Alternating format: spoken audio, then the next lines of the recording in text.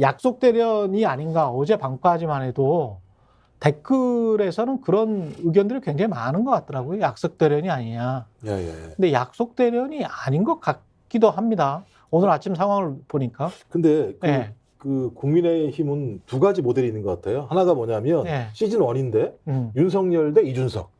아, 그 예.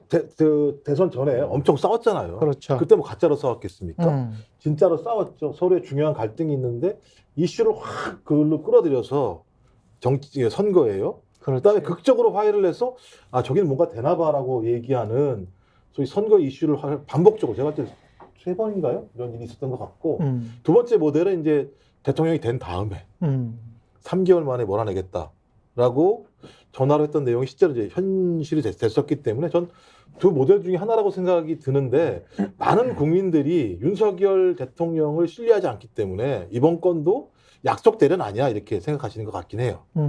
저는 하지만 싸움은 실제로 벌었다고 생각해요.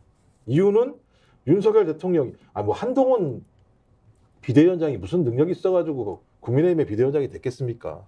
거기엔 쓰임새가 있었겠죠. 쓰임새가 제가 매번 말씀드린 두 가지인데 하나가 대통령 부인을 수호하는 것, 그다음에 대통령 측근을 공천하는 것.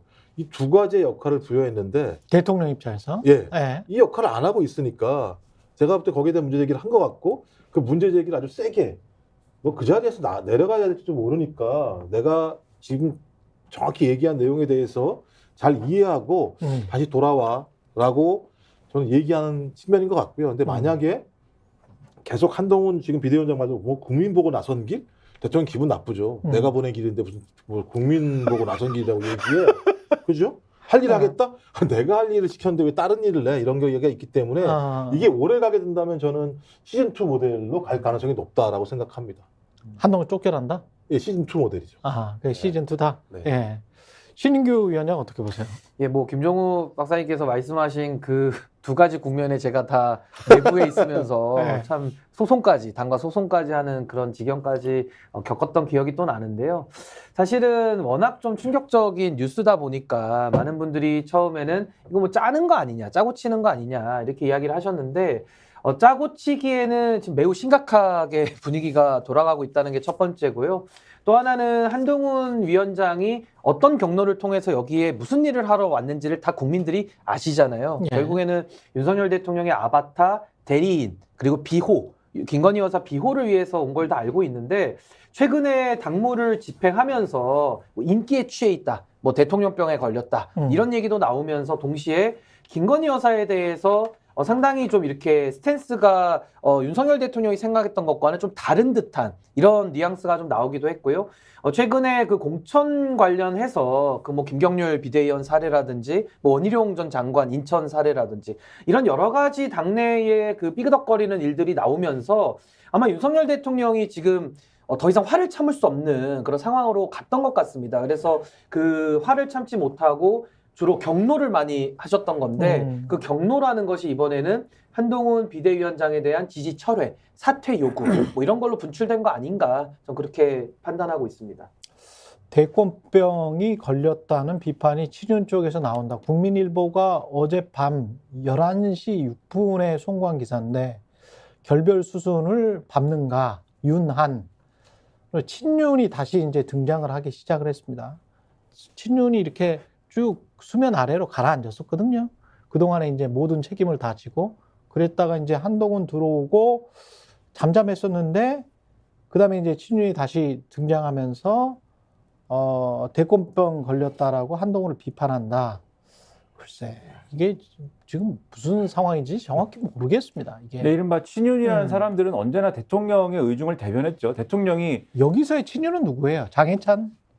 뭐 그분도 뭐 포함이 되고 대통령의 의중을 대변하고 싶어서 너무 항상 이제 준비가 되고 안달이 난 분들이 이제 대체적으로 이제 자발적으로인지 뭐 아니면 따로 이제 뭐 어디 단체 채팅방이라도 만들어서 움직이는지 모르겠으나 대체적으로 이제 조직적으로 움직이는 게 있는 건데 지금 뭐 이용호 앞에서 오프닝에서 언급하신 이용호 의원이 이제 글 이제 공유하는 것도 그렇고 흐름이 있는 거잖아요. 그런 근데 그 글이 어떤 글이 공유됐다는 걸까요? 어떤 기사가 공유됐다는 그게 걸까요? 뭐냐면은 그 유튜브가 있습니다. 그 이제 월간조선 출신의 인사가 운영하는 유튜브가 있는데 문갑식?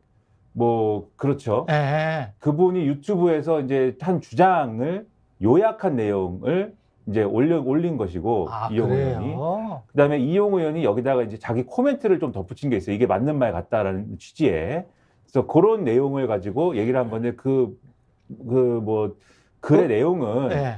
이 지금 김건희 여사 관련돼서 이제 사과를 해라라는 이제 주장들이 많은 거잖아요. 지금 보수 언론도 포함해서 기자회견 그렇죠. 열고. 네. 근데 거기에 대해서 사과를 해봐야 지지율이 오르는 것도 아니고 그리고 사과를 하면은 잘못을 인정하는 것이 되기 때문에 오히려 좌파, 다운표 치고 좌파들의 공격은 오히려 더 거세질 것이다. 그러니까 좋을 게 하나도 없는데 한동훈 위원장처럼 이렇게 당당하게 하세요. 네, 저는 이제 예, 곱게. 네, 좀 아메리칸 스타일은 아니어가지고 그래서 그렇게 이제 하는 것이 득이 안 되고 예. 오히려 이제 소위 말하는 보수파 내에서 그런 주장하는 사람들은 민주당에 휘둘리는 사람들이다. 지금 민주당 주장을 내부에서 하면 어떡하냐 이런 거거든요. 그거를 국민의힘 전체 의원들 게시판에 올렸다는 거예요? 이용호 의원이? 그 텔레그램 방입니까? 그 메신저 방에다가 이제 올린 건데, 그러니까 이런 것들이 이제 그냥 올렸겠느냐? 갑자기 어느 날 그렇게 이제 어떤 뭐 흐름이라든가 시류라든가 그런 거에 민감한 사람들인데 위에서 뭔가 이 기류가 있지 않는 한 그렇게 올리지 않았을 거 아니에요. 근데 저는 지난주 한 목요일부터 의심을 했거든요. 왜 대통령실이 그동안 어쨌든 김건희 여사 관련 문제라든가 그다음에 이제 뭐 당의 공천 문제라든가 이런 거에 대해서 소위 말하는 당무 개입이랄지 그리고 또 김기현 대표를 저렇게 어쨌든 밀어낸 거에 대해서도 사실 그동안 부담스러운 측면이 있기 때문에 얘기를 안 한 거잖아요. 그동안 그런 문제에 대해서. 근데 왜 얘기를 하기 시작했을까? 이게 뭔가 어쨌든 여당의 지금 상황에 대한 견제 의미가 있는 것 같다라고 의심을 했는데 그래서 제가 이제 금요일 날도 어디 인터넷에다 쓰는 글에다 이제 그렇게 썼습니다. 이거 뭔가 이제 의미가 심장한 데가 있다라고 썼는데 그때부터 그렇게 나온 게 의미심장하다고 본 이유가 제가 지금 쭉 말씀하신 것처럼 어떤 약속 대련이면 이게 어떤 약속 대련의 의미면 전선이 명확하고 간단해야 됩니다. 그래서 이게 약속 대련이면 어떻게 돼야 되냐면 김건희 여사 문제에 대해서 한동훈 비대위원장이 제발 대통령실에서 뭐 이렇게 행동해 주십시오 라고 요구를 하면 대통령실이 처음에는 대통령이 거부하고 또는 고심하고 또는 뭐 걱정하고 뭐 고민하고 하다가 수용하면서 끝내는 그게 선거 뭐 얼마 앞둔 얼마 이제 앞두지 않은 상황이겠죠. 수용하면서 결국은 한동훈 뚝심이 통했다 이렇게 가야 되는 거거든요. 그렇게 해야 되는 건데 지금 이거는 대통령실이 공천 문제를 같이 얘기하지 않습니까? 예. 그럼 이거는 굉장히 전선이 지저분한 거예요. 지저분한 얘기예요. 이거는 굉장히. 왜냐하면 공천 얘기를 같이 하는 순간 두 가지가 작동하게 되는데 뭐가 되냐면 첫 번째 한동훈은 배신자다가 일단 작동하게 됩니다. 왜냐하면 김경률 비대위원 손 들어주고 뭐 이런 거 있잖아요. 그게 다 뭐냐면 한동훈이 자기 사람 꽂는 거죠. 자기 사람 꽂는 거지 다 지금.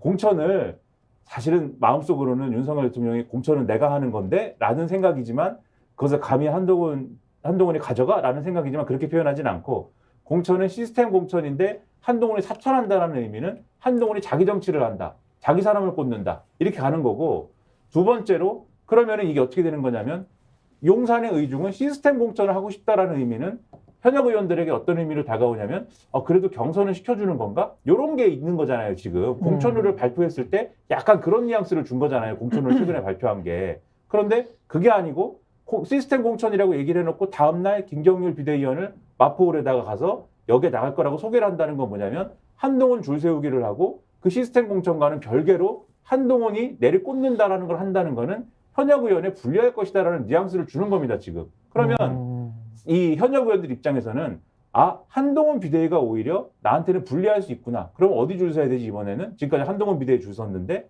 지금은 용산에 줄 서야 된다. 이런 뉘앙스를 줄 수 있는 것이기 때문에 이거는 한동훈 비대위원장하고 약속대로는 될 수가 없죠. 이거는 때리는 거죠. 그렇기 때문에 이거는 제가 볼 때는 싸움은 벌어진 거다라고 봐야 됩니다. 그러니까 저도 비슷한 생각인 게 이게 이 공천 국면 지금 총선이 뭐 80일 정도 남았으니까 지금 굉장히 총선에 임박한 시점이기 때문에 이 약속 대련한다는 건 너무나도 큰 리스크가 있는 거고요. 또 하나는 헌정사상 최초로 현직 대통령의 배우자에 대한 지금 특검법이 지금 거부권이 돼서 국회로 이제 재의결만 남아있는 그리고 통과가 상당히 유력해 보이는 이런 시점 아니겠습니까?